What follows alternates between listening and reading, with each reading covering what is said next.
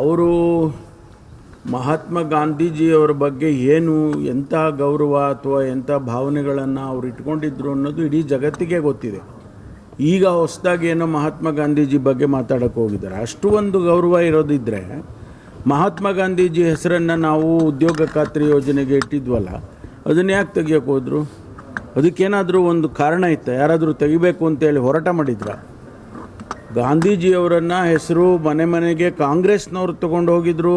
ಕಾಂಗ್ರೆಸ್ನವ್ರ ಹೆಸರು ಮಹಾತ್ಮ ಗಾಂಧೀಜಿ ಅವರ ಜೊತೆ ಜೋಡಣೆ ಆಗಿದೆ ಅಂಥೇಳಿ ಅದಾಗಬಾರ್ದು ಅಂಥೇಳಿ ತೆಗ್ದಿದ್ದಾರೆ.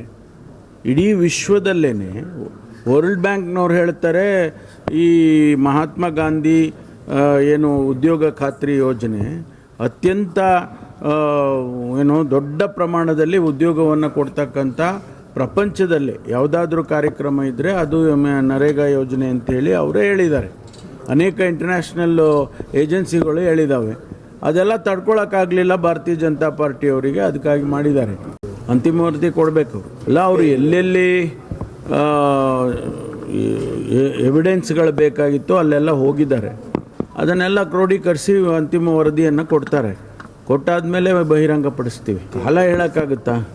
ನೀವೇನೋ ಸ್ಯಾಟಲೈಟ್ ಲಾಂಚ್ ಮಾಡೋದಿದ್ರೆ ಕಾಲ ಹೇಳ್ಬೋದು, ಇದಕ್ಕೆಲ್ಲ ಕಾಲ ಹೇಳೋಕ್ಕಾಗೋದಿಲ್ಲ. ಆದಷ್ಟು ಬೇಗ ಮಾಡೋದಕ್ಕೆ ಸೂಚನೆ ಬಿಗಿನಿಂಗಲ್ಲೇ ನಾವು ಕೊಟ್ಟಿದ್ವಿ.